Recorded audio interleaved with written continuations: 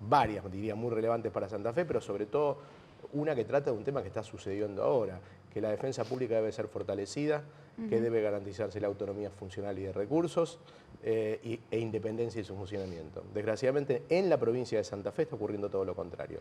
Entre esas observaciones que vos mencionabas, justamente se encuentra un pedido por parte de Naciones Unidas de que los casos de violencia de género, violencia institucional, trata de personas, todas estas cuestiones que recién mencionabas, sean correctamente investigados y que las personas responsables paguen por los crímenes cometidos. En la provincia de Santa Fe, lamentablemente, hay mucha disparidad entre lo que ocurre, lo que se denuncia y lo que realmente se investiga. Sin lugar a dudas, fíjense que si la defensa pública solo sobre Rosario registra 600 casos de tortura y malos tratos en comisarías y miramos qué es lo que el Ministerio Público de la Acusación trabaja, ahí ya hay una disparidad gigantesca. O sea, hay una brecha donde se están perdiendo por decisiones políticas, por mal funcionamiento del Ministerio Público de la Acusación, estos casos que deben obligatoriamente ser investigados. Le doy otro ejemplo.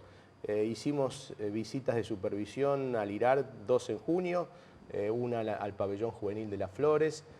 Tenemos una metodología de trabajo que es ingresamos solos al pabellón, el personal de custodia queda afuera y hacemos entrevistas individuales. Así dicen los estándares internacionales que debe investigarse las situaciones de tortura. No hubo un solo joven entrevistado, y entrevistamos a todos, que no marcara situaciones de ejecuciones sumarias fraguadas, disparos de arma de fuego, submarino seco, utilización de picana, golpes. Esto es un fenómeno muy sistemático. La pregunta es, ¿cómo el Ministerio Público de la Acusación nuevo, con recursos, con una impronta que debería ser transformadora en materia de justicia, no lleva adelante investigaciones? Es la defensa pública, miren qué llamativo, la que tiene que querellar en representación de los familiares de la víctima. Y tiene que disputar por querellar, porque en la provincia de Santa Fe no hay ninguna institución que permite el acceso a la justicia de las personas que no tienen recursos cuando son víctimas de delitos cometidos por el Estado. Y uno de los pedidos que hace el legislador Enrico para la destitución, el senador Enrico, para la destitución del defensor general Gabriel Ganón, es que la defensa querella, justamente, dice, excede su mandato al querellar. Bueno, que Enrico debería enterarse que ya hay 3 sentencias firmes en la provincia que le han reconocido a la defensa pública su capacidad de querellar, porque es la única institución que está en condiciones de hacerlo. Claro. Es independiente, tiene abogados, tiene un mandato de proteger los derechos humanos de las personas privadas de libertad, es un mandato amplio, hoy las defensas deben trabajar en esa lógica, bueno, y querella. Pero querella, marquemos algo, una defensa tiene que querellar porque los fiscales no están haciendo adecuadamente su trabajo. Claro. Los familiares de Herrera, por ejemplo, ejecutado por la policía mientras lavaba su auto en Tablada, de los 2 jóvenes presuntamente desaparecidos, no quisieron, digamos, no lograron por parte de la Fiscalía apoyo. La Fiscalía negó, en los casos de Casco y de Pichón Escobar, los 2 jóvenes desaparecidos del año pasado, negó que se tratara de desapariciones forzadas. Perdieron pruebas significativas, se perdieron pruebas que estaban disponibles en cámaras de videovigilancia de lugares privados. ¿Por qué? Porque en lugar de hacer lo que una fiscalía debe hacer, abrir una hipótesis amplia del caso e investigar, después será, no será, pero vemos, se reúne la prueba, siguieron el discurso del ministro Lamberto, que fue un ministro que le tenía miedo a la policía y no quería avanzar en investigaciones. En la ejecución por ejemplo, Herrera, recordemos que fue una situación de una persecución de un joven armado, disparos con un móvil del comando radioeléctrico, a la que se suman luego, descendiendo de un colectivo, personal de la PAD, cuerpo creado por el gobierno anterior, policías, uno de los policías que dispara tenía 15 días en la fuerza. Ejecutan a un joven. La investigación del fiscal Espelta no avanza sobre el comando radioeléctrico, avanza sobre el sector más vulnerable de la policía, estos policías nuevos que tienen responsabilidad. Pero recién ahora, después de mucha discusión por parte de la querella, se puede avanzar. Estamos hablando de situaciones que posicionan a la policía como una institución que pierde credibilidad, que abusa de su poder y que sigue, digamos, ejerciendo este tipo de cuestiones, ¿no? Abusando de su propio poder, con decisiones que tomó en su momento Raúl Lamberto, que hoy además fue designado defensor del pueblo. ¿Qué pensás justamente sobre esta designación? Sí, a ver, el problema de la policía, esto hay que ser justo, viene de mucho más atrás. Exactamente. El problema del gobierno de Bonfatti y de la segunda parte del gobierno de Wiener, y yo integré ese gabinete, o sea que lo que digo, lo digo con conocimiento interno de causa, tuvieron ministros Gaviola fue uno de ellos, Lamberto el otro, que le tenían miedo a la policía. O sea, 6 años de un gobierno que no es que no gobernó, delegó autoridad en la policía, pero además la delegó por temor. Lamberto se va de su gestión con cientos de muertos, de muertes evitables, porque las muertes de jóvenes en las ciudades de Rosario y Santa Fe son un fenómeno que podría abordarse con una política de inclusión social. No estamos hablando, esto no es Medellín, esto no es México, acá hay posibilidad de que esas muertes no se hubieran producido. Lamberto no hizo nada. Un ministro que negó la situación de tortura, un ministro que no se animó básicamente a mover un dedo con la policía. Pensemos, yo esto lo he dicho varias veces, que a Reutemann, y yo estuve entre los que tomaron esa posición, le endilgamos los homicidios de diciembre de 2001 cometidos por la policía. Fueron 7.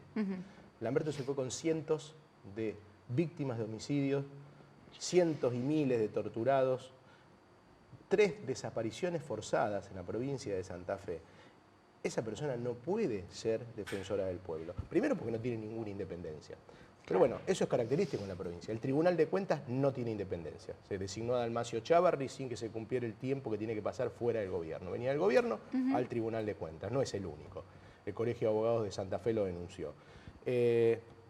Colombo a la Defensoría de Niños, Niñas y Adolescentes, o sea, de funcionaria de Wiener en Fiscalía de Estado, a cargo de un órgano que tenía que ser independiente y no lo es.